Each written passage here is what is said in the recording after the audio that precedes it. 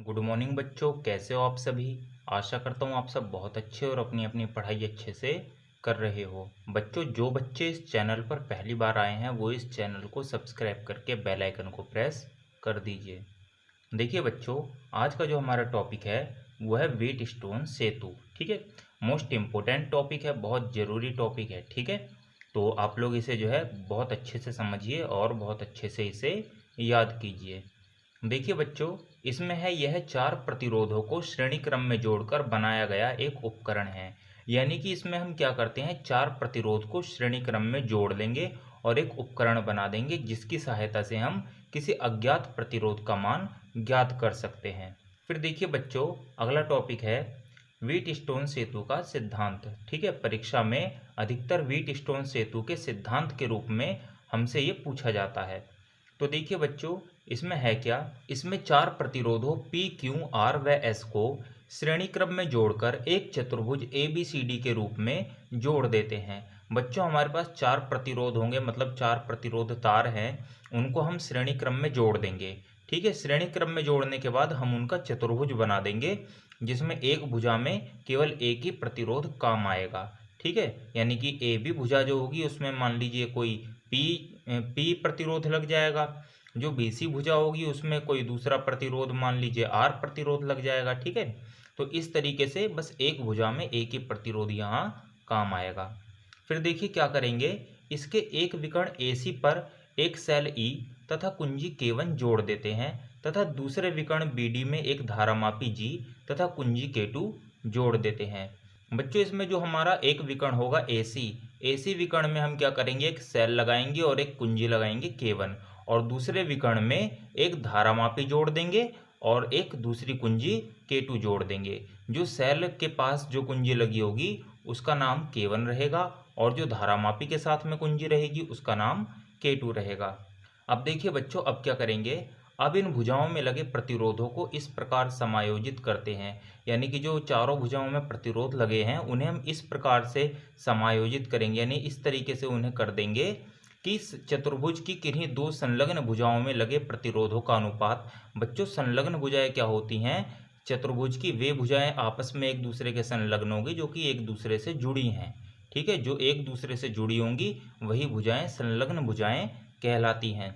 तो किन्हीं भी दो संलग्न भुजाओं में लगे प्रतिरोधों का जो अनुपात होगा बच्चों, वो शेष दो संलग्न भुजाओं में लगे प्रतिरोधों के अनुपात के बराबर हो जाए। अगर हम इस प्रकार से समायोजित कर दें उन चारों प्रतिरोधों को कि ये कंडीशन का पालन करें, यानी कि किन्हीं दो भुजाओं में लगे प्रतिरोधों का जो अनुपात है वो शेष दो संलग्न भुजाओं में लगे प्रतिरोधों के अनुपात के बराबर हो जाए, तो इस अवस्था में धारामापी से कोई धारा नहीं बहेगी। ठीक है बच्चों, इस अवस्था में यानी कि जब इस कंडीशन का पालन हो जाए तो इस अवस्था में जो धारामापी हमने लगा रखा है उसमें कोई धारा नहीं बहेगी और ये अवस्था कहलाएगी सेतु के संतुलन की अवस्था। ठीक है, अर्थात बच्चों P/Q बराबर हो जाएगा R/S। अब देखिए बच्चों, ये जो डायग्राम आप देख रहे हैं ये एक व्हीट स्टोन सेतु ही है।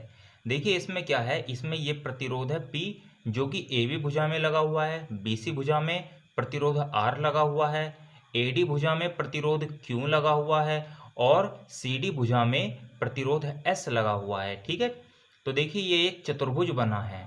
अब देखिए इसके चतुर्भुज में हमने एक विकर्ण AC लिया, इस विकर्ण AC में हमने एक देखिए ये सेल जोड़ा है और एक कुंजी K1 जोड़ी है। अब बच्चों देखिए, विकर्ण का मतलब ये नहीं कि ये हो, ठीक है, विकर्ण का मतलब ये होता है एक ऐसी भुजा जो कि A से C तक जोड़ी जा रही है। यानी कि या ये मान लीजिए कि हमने जोड़ा इसे ऐसे ही है, बस तार है तो तार को हम थोड़ा नीचे ले आए हैं, आप लोग इसे ऐसे भी मान सकते हैं। अब देखिए बच्चों, हमने इसमें ये जो सेल जोड़ा है ये क्या करेगा, इस पूरे परिपथ में धारा को प्रवाहित करेगा और ये कुंजी K1 जब हम इसे बंद कर देंगे यानी कुंजी को लगा देंगे तब क्या होएगा, तभी परिपथ में धारा प्रवाहित होगी। जो दूसरा विकर्ण है बच्चों BD में हम एक धारामापी लगा देंगे और एक दूसरी कुंजी K2 लगा देंगे। तो देखिए बच्चों, हम इसे इस प्रकार से समायोजित करेंगे कि कोई दो संलग्न भुजाएं हैं, जैसे कि AB है तो AB के संलग्न भुजा ये वाली और ये वाली होगी, यानी कि BC और AD AB के संलग्न होगी। तो तो किन्हीं दो संलग्न भुजाओं में लगे प्रतिरोधों का जो अनुपात है यानी कि P/R या बच्चों P/Q शेष दो संलग्न भुजाओं में लगे प्रतिरोधों के अनुपात के बराबर होगा। यानी कि बच्चों अगर हम P/Q लेंगे तो वो बराबर होएगा R/S के, या अगर हम P/R ले लें तो वो बराबर होगा बच्चों Q/S के। या बच्चों हम ऐसे ही मान सकते हैं कि R/P ले लिया तो वो बराबर हो जाएगा S/Q के, क्योंकि संलग्न भुजाएं हैं तो संलग्न भुजाओं में लगे प्रतिरोधों का अनुपात लेना है तो हम R/P भी ले सकते हैं और P/R भी ले सकते हैं, या R/S भी ले सकते हैं या S/R भी ले सकते हैं। अगर S/R लेंगे तो Q/P हो जाएगा। तो बच्चों देखिए यही है इस सेतु के संतुलन की शर्त। अब देखिए बच्चों हमें क्या करना है, संतुलन की शर्त को प्राप्त करना है, यानी कि जो सेतु के संतुलन की शर्त थी उसको हमें ड्राइव करना है। तो देखिए बच्चों कैसे करेंगे इसको, इसके लिए सबसे पहले इस डायग्राम को समझिए। देखिए बच्चों ये डायग्राम बिल्कुल वही है जो अभी अभी हमने पढ़ा, बस फर्क क्या है, हमने यहाँ पर धारा और बना दी है। देखिए बच्चों यहाँ से आई धारा निकलेगी, यानी कि जो सेल है वो हमें आई धारा प्रदान करेगा। तो देखिए ये आई धारा यहाँ से निकल के यहाँ बिंदु ए से दो भागों में बट जाएगी, यानी कि धारा का जो I1 भाग होगा वो ऊपर चला जाएगा और जो धारा का I2 भाग होगा वो नीचे चला जाएगा। अब देखिए बच्चों संतुलन की अवस्था में इस धारामापी से कोई धारा नहीं बहती है। जब इसमें से कोई धारा नहीं बहेगी तो क्या होगा बच्चों, ये I1 धारा जो है ये फिर प्रतिरोध R में चली जाएगी और जो I2 धारा है वो बच्चों Q प्रतिरोध से होने के बाद S प्रतिरोध में चली जाएगी और बिंदु C पर आकर के वापस जुड़ जाएगी और वापस से फिर ये सेल में आ जाएगी। तो देखिए बच्चों यदि संतुलन की अवस्था में, बच्चों संतुलन की अवस्था में क्या है, संतुलन की अवस्था में P व R प्रतिरोध में धारा I1 तथा Q व S प्रतिरोध में I2 धारा बह रही हो, यानी कि जो P और R है इसमें I1 धारा बह रही है और जो Q और S हैं इनमें से I2 धारा बह रही है। तो देखिए बच्चों पाश ABDA में किरचॉफ के दूसरे नियम से, बच्चों जो पाश है हमारा ABDA यानी कि ABDA, ठीक है, ये जो पाश है इसमें हम क्या करेंगे, किरचॉफ का दूसरा नियम लगाएंगे। तो बच्चों देखिए जब हम इसमें किरचॉफ का दूसरा नियम लगाएंगे, किरचॉफ का दूसरा नियम अगर आप लोगों ने नहीं पढ़ा है तो उसकी वीडियो का लिंक आप लोगों को डिस्क्रिप्शन में मिल जाएगा, वहां से आप उस वीडियो को देख लीजिए। किरचॉफ का जो दूसरा नियम है वो इस प्रकार से है कि किसी भी बंद पाश में धारा और उसके संगत प्रतिरोध का जो गुणनफल रहेगा उनका बीजगणितीय योग किसके बराबर होगा, उस पाश में लगने वाले कुल वैद्युत वाहक बल के बीजगणितीय योग के बराबर। तो देखिए बच्चों इसमें हम A से B पे जा रहे हैं, सबसे पहले हम A से B पे जाएंगे, फिर B से D, फिर D से A पे। तो देखिए बच्चों जब हम A से B पर जाएंगे तो प्रतिरोध P मिलेगा जिसमें I1 धारा बह रही है, तो बच्चों P इंटू में I1 हो जाएगा। फिर देखिए बच्चों हम B से D में आएंगे, देखिए इसमें धारामापी G है, मतलब कि ये मान के चलिए धारामापी का प्रतिरोध G है। तो इसमें धारा कितनी जा रही है बच्चों, 0, संतुलन की अवस्था में इसमें कोई धारा नहीं जा रही तो G इंटू में 0।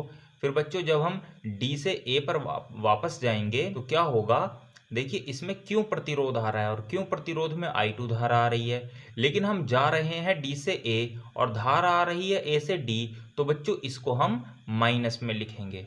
अब देखिए बच्चों P इंटू में I1 प्लस में G इंटू में 0 माइनस Q इंटू में I2 बराबर 0 हो जाएगा, जो कि अभी अभी हमने आप लोगों को एक्सप्लेन किया था। फिर देखिए बच्चों ये हो जाएगा P इंटू में I1 माइनस Q इंटू में I2 बराबर 0।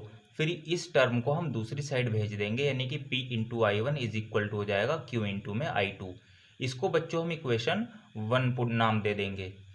फिर देखिए बच्चों पाश BC/DB में किरचॉफ के दूसरे नियम से, जब बच्चों हम इस पाश BC/DB में किरचॉफ का दूसरा नियम लगाएंगे तो देखिए कैसे सॉल्व होगा। देखिए बच्चों BC/DB, ठीक है, जब हम इस पाश में लगाएंगे तो B से C जा रहे हैं। देखिए बच्चों B से C में क्या है, B से C में एक प्रतिरोध आ रहा है R और इसमें धारा बह रही है I1, तो ये हो जाएगा R इंटू I1।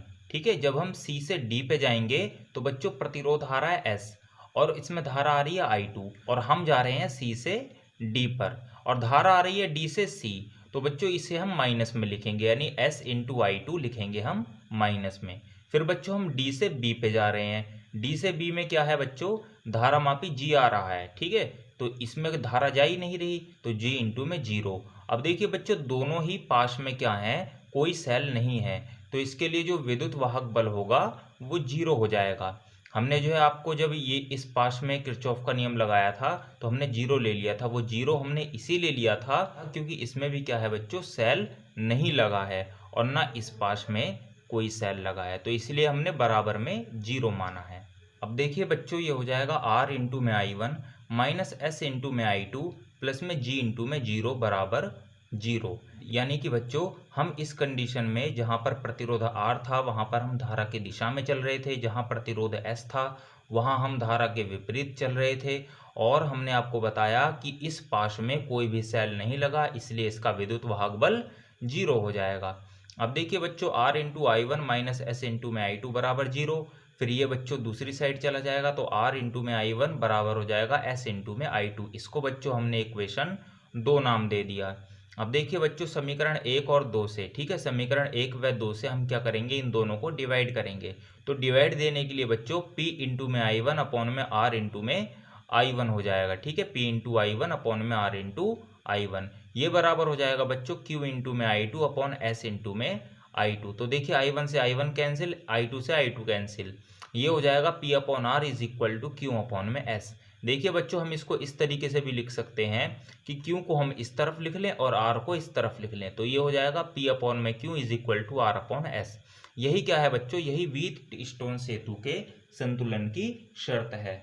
बच्चों, वो शर्त जो है ये भी हो सकती है और ये भी हो सकती है, लेकिन इससे पहले वाले जो टॉपिक है उसमें हमने P अपॉन Q बराबर R अपॉन S लिख दिया था, तो इसलिए हम जो है इसको ये लिख देंगे, वरना संतुलन की शर्त ये भी है, क्योंकि ये भी दो संलग्न भुजाओं में लगे प्रतिरोधों का अनुपात शेष दो संलग्न भुजाओं में लगे प्रतिरोध के अनुपात के बराबर आ रहा है, तो ये भी क्या है, व्हीटस्टोन सेतु के संतुलन की शर्त है। तो बच्चों, आशा करता हूँ आपको ये टॉपिक जो है अच्छे से क्लियर हो गया होगा। अगर किसी बच्चे को कोई प्रॉब्लम हो तो वो हमसे कमेंट बॉक्स में पूछ सकता है। तो बच्चों, आज की वीडियो में बस इतना ही, मिलते हैं अगली वीडियो में।